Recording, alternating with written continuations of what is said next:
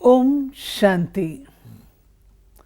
आज बाप दादा के अव्यक्त रूप के चले हुए मधुर महावाक्य जो बहुत ही हृदय स्पर्शी और आँख खोल देने वाले हैं, उनको हमने सवेरे सुना है। आइए अब हम उस पर मनन और चिंतन करते हैं। बाबा ने आज दास कौन और अधिकारी कौन, दोनों के ही लक्षण बहुत स्पष्ट रूप से समझाए हैं। बाबा बोले, आज की सभा राज ऋषियों की दरबार है। राज ऋषियों की दरबार है। राज अर्थात अधिकारी और ऋषि अर्थात सर्वत्यागी। ऐसा सुंदर अर्थ तो हमने आज दिन तक सुना नहीं था। राज ऋषि का अर्थ है अधिकारी भी और सर्वत्यागी भी। क्योंकि जैसे कभी कभी बाबा कहता है मधुबन, हाँ, तो मधु मैंने मीठा और बन मैंने जिससे वैराग हो। तो हमेशा बाबा यही कहते हैं, न्यारा और प्यारा। तो आज उसका फल स्वरूप बाबा ने बताया है कि राज अर्थात अपने ऊपर स्वराज्य करने वाले, इंद्रियों के ऊपर राज्य करने वाले, मन के ऊपर राज्य करने वाले अधिकारी, इनके अधीन नहीं। और साथ साथ ऋषि, जितने ही अधिकारी उतने ही वैरागी। ये सारी मुरली त्यागी भी और तपस्वी भी। बाबा ने कहा कि मैं देख रहा हूँ दो आत्माएं, अधिकारी आत्माएं और साथ साथ महात्यागी आत्माएं, दो प्रकार की। हाँ, और फिर अधिकारी और त्यागी दोनों का बैलेंस भी चाहिए। बिना त्याग के राज्य पा सकते हो, बाबा पूछते हैं। हमेशा कहते त्याग का भागी ही राज्य है। हाँ, ये जो चीज बाबा ने कही, अधिकारी और त्यागी दोनों का बैलेंस हो, इसको आप थोड़ा स्पष्ट करेंगे तो अच्छा होगा। ये तो बाबा ने बेसिक रूल बताया है, हर चीज़ का बैलेंस, क्योंकि दोनों चीज़ें एक दूसरे के ऑपोजिट हैं। इसलिए बाबा कहते हैं कि जब बैलेंस नहीं होगा, अगर आप अधिक राज्य की ओर ध्यान देंगे, अपने अधिकार का ज़्यादा प्रयोग करना शुरू कर देंगे या अपने अधिकार का ज़्यादा ध्यान रखेंगे, तो फिर क्या होगा? फिर जो अधिकारी है उसका जो दूसरा रूप है, अपने अधिकार का सदुपयोग करना, उसके परोपकार करना, उससे सेवा करना, वो पलड़ा डाउन हो जाएगा। इसलिए भगवान कहता है कि अगर जितना अधिकार है उतना ही फिर तुम्हारे को उसको यूज़ करना है। यूँ भी दुनिया में राइट्स एंड ड्यूटीज़ कहते हैं। अधिकार मैंने राइट और ड्यूटी मैंने जिम्मेवारी। तो अगर व्यक्ति अधिकार को ज़्यादा यूज़ करना शुरू करता तो बैलेंस बिगड़ जाएगा ना, जिम्मेवारी नहीं करेगा। और जिम्मेवारी कर ही नहीं सकता अगर उसके पास उसकी पावर नहीं होगी। तो दोनों का बैलेंस, जितना अधिकारी उतना ही त्यागी और तपस्वी। फिर त्याग का बाबा ने आज विस्तार किया। हाँ, और त्याग का पहला कदम बाबा ने कहा है देह भान का त्याग, बॉडी कॉन्शियसनेस का त्याग। दूसरा बाबा ने बताया सर्व संबंध का त्याग। ये थोड़ा समझना अप्रोप्रिएटली अनिवार्य है, क्योंकि देह भान का त्याग, इसको भी स्पष्ट समझ नहीं पाते लोग। और सर्व संबंधों का त्याग, उसको भी प्रॉपर पर्सपेक्टिव में न समझने के कारण कई बार गलत अंडरस्टैंडिंग्स आ जाती हैं। इनको थोड़ा स्पष्ट करेंगे। हम देखते हैं जब हम कुंभ इत्यादि मेलों पर जाते हैं तो कई प्रकार के श्रेणियों के वहाँ हमको साधु, तपस्वी आदि, गुरु आदि मिलते हैं। तो उसमें हम देखते हैं एक तो होते हैं, उसको कहते हैं उदासीन। हाँ, ये भी मठ है। अगर आप उनको देखेंगे तो उदासीन मठ वाले क्या होंगे, वो ना अपने शरीर का ध्यान रखेंगे, वस्त्रों की तो बात ही नहीं, जैसे उदास है सारी दुनिया से और अपने शरीर आदि से सब। इसको भी वो मठ गिनते हैं। यानी इससे विराग लेने के लिए वो उदासी का माध्यम अपनाते हैं। तो भगवान कह रहा है कि जो त्याग गिने जाते हैं उनको भी अंडरस्टैंड करना है। सबसे प्रथम त्याग है देह के भान का त्याग। ये तो सीधी बात है, देह का त्याग नहीं, क्योंकि देह का त्याग करेंगे तो आत्मा ही अलग हो जाएगी। तो जब देह का त्याग कहते हैं तो देह के भान का, ये देह का भान का क्या मतलब होता है? एक होता है देह अभिमान, ये व्यक्ति को अपने शरीर का ही बहुत ध्यान रहता है, शरीर ताकतवर है, शरीर सुंदर है, इत्यादि इत्यादि। वो नहीं, युवा है। बाबा कहते हैं देह का भान, भान का मतलब है कॉन्शियसनेस। तो मैं आत्मा हूँ, देह नहीं हूँ, यह है इसका अर्थ। यानी अशरीरी या विदेही अवस्था जिसमें कि व्यक्ति अपने को आत्मा समझ के देह को केवल माध्यम माने। तो मैं देह नहीं हूँ, तो ये बहुत इम्पोर्टेंट है। इसलिए देह का भान का त्याग ये फर्स्ट त्याग है, क्योंकि सबसे पहला अटैचमेंट आत्मा का देह से होता है, और ये 24 आवर्स रहता है। यानी औरों का होगा, संबंधों का और चीज़ का तो थोड़ा दूर होगा, कोई नेक्स्ट कमरे में ही होगा कम से कम, जिससे मेरा संबंध है। ये तो सोते हुए, जागते हुए, दुख में, दिन में, रात में रहता है। तो बिल्कुल बिल्कुल टोटल इनसेपरेबल कनेक्शन है। इसलिए भगवान कहता है कि अपने को आत्मा मानने का प्रथम स्टेप ये है कि देह में रहो, लेकिन देह को बुद्धि से पूरी तरह से देह के भान को त्यागा हुआ। फिर बाबा ने कहा है देह के सर्व संबंधों का त्याग। हाँ, अब जब देह आ गई, जब हमने देह के भान का त्याग किया तो देह के संबंध कौन से हो गए? वो देह से कनेक्टेड हो गए ना, मैं तो आत्मा हूँ। इसलिए वो जो संबंध भी होंगे हमारे, अगर शरीरधारियों से हैं तो आत्मा का आत्मा से रखेंगे। उसके शरीर, ना अपने शरीर को देखेंगे ना उसके को, ना शारीरिक संबंध स्थापित करेंगे, क्योंकि वो टेम्परेरी है। शरीर गया हमारा तो भी संबंध गया, दूसरे का गया तो भी संबंध गया, तो इसलिए दुख होगा उससे। तो आत्मा तो अविनाशी है, तो दूसरों के दैहिक संबंधों का त्याग और आत्मिक संबंध को रखना। इसमें ये चीज़ ज़रूर समझने वाली है कि जब बाबा त्याग कहता है तो उसका अर्थ ये नहीं है कि हम अपने मित्र संबंधियों को छोड़ दें, उनका संबंध ऐसा छोड़ दें, लेकिन भाव बदल लें। यानी हम अपनी तरफ से अगर शारीरिक कनेक्शन से रखेंगे, क्योंकि अर्जुन क्या कह रहा है कि ये मेरे मामे, चाचे, काके, ये सब मेरे सामने खड़े हैं, अब इनको मैं मारूं का अर्थ है भूलूं, वो क्वेश्चन कर रहा है। इसलिए तो भगवान कहता है कि ये तो शारीरिक है, तुम तो आत्मा हो, और आत्मा के शरीर जाएगा तो ये सब संबंध ऑटोमेटिकली जाएंगे। इसलिए उनसे शारीरिक संबंध को भूलो, रूहानी संबंध भले रखो। क्योंकि वास्तव में जिसको हम हिसाब किताब भी कहते हैं, पिछले जन्मों का अकाउंट है, संस्कार है तो आत्माओं का आत्मा से ना, through the medium of body है। तो हम ये समझ लेते हैं ये मेरा बेटा मुझे दुख देने के लिए आ गया। कई कहते हैं मेरे बेटे से मुझे सुख मिला, तो बेटे से तो नहीं मिला तो आत्मा से ना। वो आत्मिक संबंध रखना, नहीं तो और ऐड हो जाएगा। अगर देह का संबंध रखेंगे तो और ज़्यादा आपका दुख, परेशानी, बोझ बढ़ जाएगा।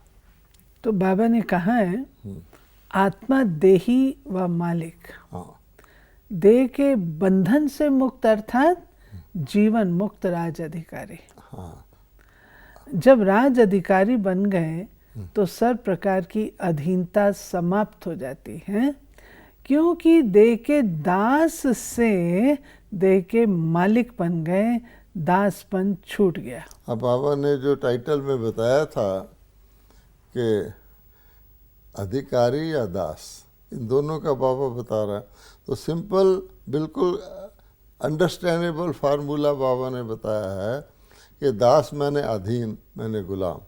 तो अगर हम देह और देह की इंद्रियों के अधीन हैं, वो हमारे को चलाती हैं। आँख चंचल हो गई तो उस तरफ चले गए, जुबान चंचल हो गई तो उस तरफ चले गए, जिधर ले गए तो पैर भी उधर ही चले गए, धन भी उधर ही चले गया, समय भी उधर ही चले गया। तो भगवान कहता है यह है अधीनता, यानी हम इंडिपेंडेंट फ्री नहीं हैं, तो स्वतंत्र नहीं हैं। तो इसलिए भगवान ने कहा है कि आप अपने आप को थोड़ा एटीट्यूड चेंज कर लें। जो असलियत है कि मैं आत्मा हूँ, देह का भान छोड़ेंगे तो देह के गुलाम नहीं रहेंगे। देखिए इंद्रियों का भान छोड़ेंगे तो इंद्रियों के गुलाम नहीं रहेंगे, और संबंधों का भी त्याग करेंगे, शारीरिक संबंधों का, तो उनके भी अधीन नहीं रहेंगे, तो आप स्वतंत्र और मालिक हो गए, यानी दास नहीं रहे। बाबा ने ये भी कहा है ना कि जब तुम देह के मालिक हो गए, दासपना छूट गया, तो वो जीवन मुक्त अवस्था है, यानी फ्रीडम है। यानी वो जीवन, एक होता है जीवन बंद। आजकल लोग क्या कहते हैं, मेरा बंधन है ना, ये भी मेरा बंधन है, ये भी मेरा बंधन है, अगर उसको कहते हैं ये जंजाल है। तो भगवान कहता है संबंध बना लो तो बंधन हट जाएगा, और संबंध आत्मिक होता है, बंधन शारीरिक होता है। यही गृहस्थ देवी देवताओं का भी था, वो आश्रम कहलाता था, सुख देने वाला, पावन, आज जंजाल हो गया। तो इसलिए बाबा कहते हैं एटीट्यूड बदलना बहुत ज़रूरी है। वही कैसे ही कह दे मेरा मोह नहीं, मेरा मोह नहीं, वो नहीं होगा, बेसिकली चेंज करना पड़ेगा। दास और अधिकारी दोनों साथ साथ नहीं हो सकते। हाँ, कोई ये कहे मैं अधिकारी भी हूँ दास भी हूँ, ऐसा नहीं है। या कोई कहे मैं समय पे अधिकारी हो जाता हूँ, दास हूँ, वो भी नहीं हो सकता। अपने हाथ में ही नहीं है ना। अगर व्यक्ति के हाथ में हो तो दास बने ही क्यों, फिर तो अधिकारी रहे। तो बाबा कहते हैं दासपन की निशानियां क्या होंगी? मन से, चेहरे से उदास होना। स्वराजधारी की निशानी है मन और तन से सदा हर्षित, यानी वो फ्री है, किसी का गुलाम नहीं है। जो गुलाम है उसके अंदर चेहरे पर ही आएगा कि भाई वो चीज़ आ गई तो मैं उसके बंधन में आ जाऊंगा, ये हो गया तो मैं इस तरफ चल पड़ूंगा। इंडिपेंडेंस तो है नहीं। तो दास का मतलब है उदास। दास सदा अपसेट होगा, राज अधिकारी सदा सिंहासन पर सेट होगा। हाँ, देखिए वो कंफ्यूज होगा। हाँ। और वो कंफर्ट अनुभव करेगा। हाँ। ये बाबा ने इंग्लिश के बहुत अच्छे शब्द बताए हैं। अगर कोई व्यक्ति उदास नज़र आता है, अपसेट नज़र आता है, कंफ्यूज नज़र आता है, तो ज़रूर किसी ना किसी चीज़ का दास है। कंफ्यूज के साथ बाबा ने कंफर्ट को लगाया। क्योंकि जो कंफ्यूज है उसके ऑपोजिट कंफर्टेबल वो होगा। जो अपसेट है तो भगवान ने कहा वो अपने सिंहासन पर सेट होगा। कुर्सी पर जो सेट होता है उसकी पावर होती है। अगर एक सिपाही भी सड़क पे खड़ा है और सेंटर में खड़ा है, अपनी बेल्ट बांध के खड़ा है, किसी की भी कार को रोक सकता है। वही सिपाही ऑफ ड्यूटी हो, बेल्ट उतार के कोने में चाय पी रहा, उसकी कौन सुनेगा। इसलिए कहता है सीट पर सेट रहो, हर चीज़ आपका कहना मानेगी। ऐसे ही अगर आत्मा अपनी सीट पर सेट रहे तो सारी इंद्रियां उसके ऑर्डर में चलेंगी।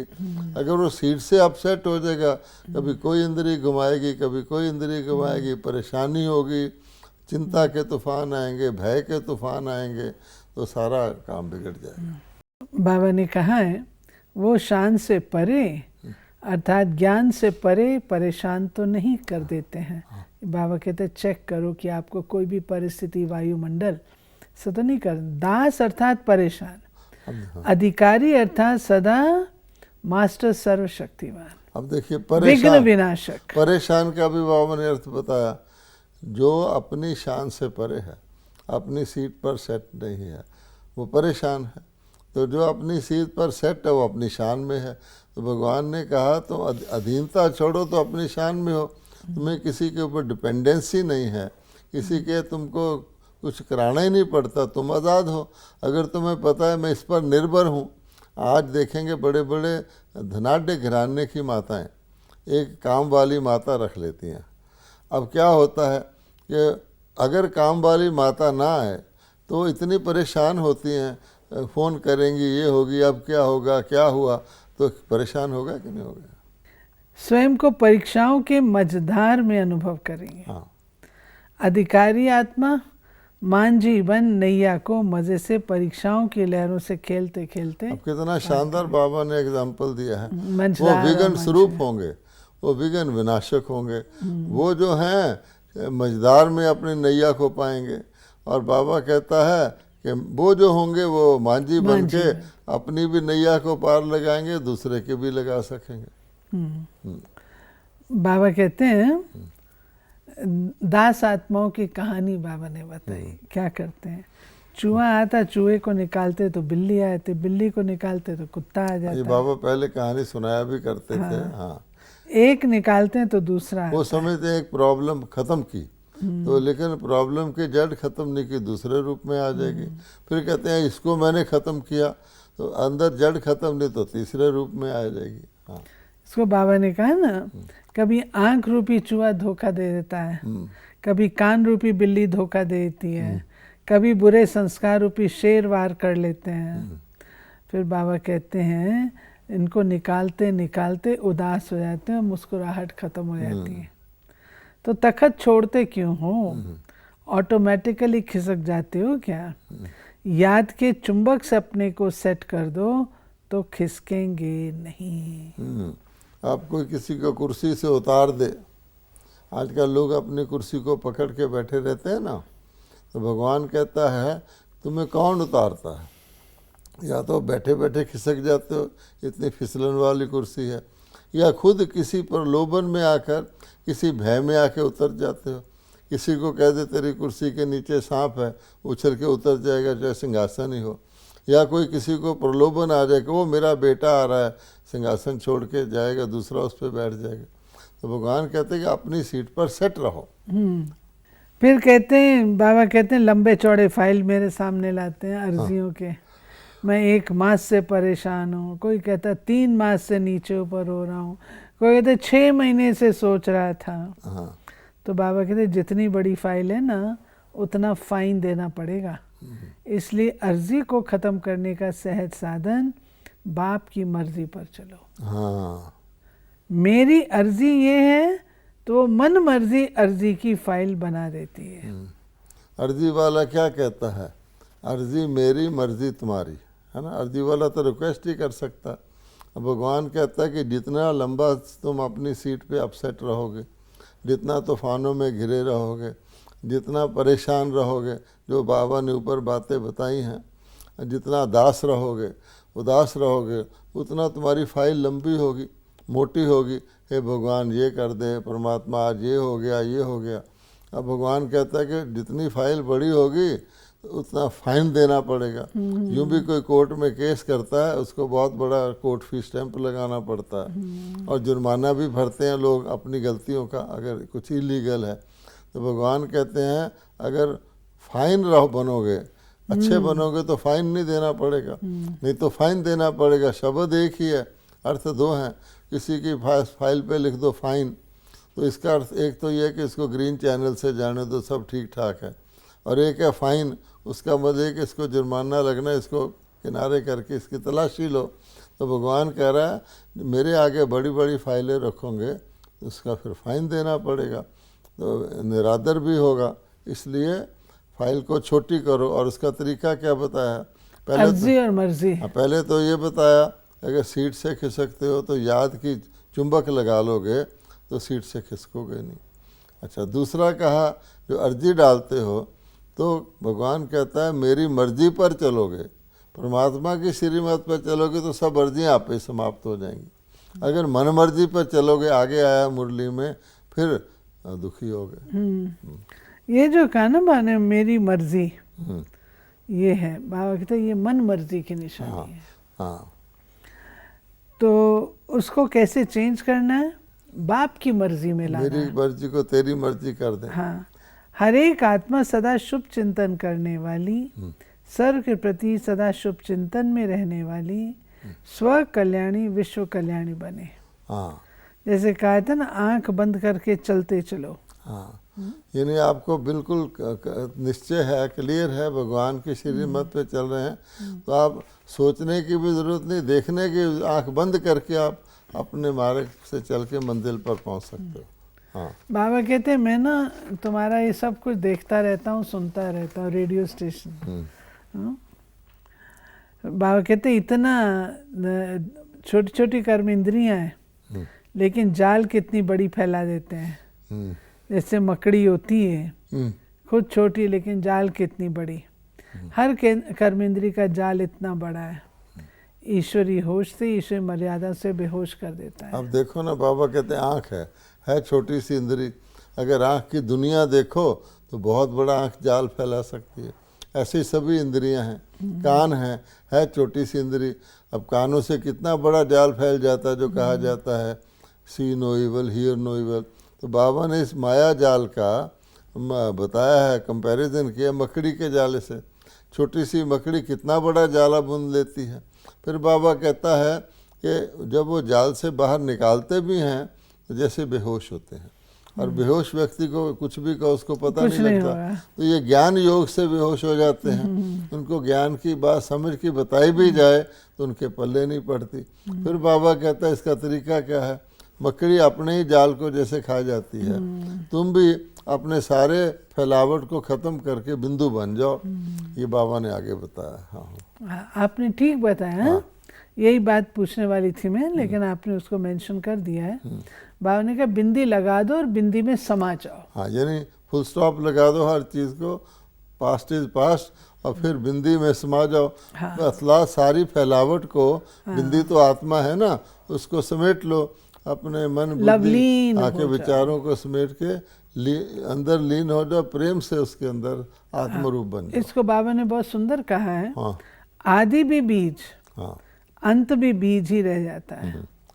अब इस पुराने वृक्ष के परिवर्तन के समय पर वृक्ष के ऊपर मास्टर बीज रूप स्थिति में स्थित हो जाए। अब देखो पेड़ का बाबा ने एग्जाम्पल दिया। पेड़ बीज से शुरू होता है, जब पेड़ फल फूल सूख जाता है फिर बीज निकल आता है। वो बीज ऊपर निकलता है सूखे हुए का, तो भगवान कहता पूरा होने वाला है, सूख रहा है, इसलिए मास्टर बीज रूप बन के ऊपर चढ़ जाओ।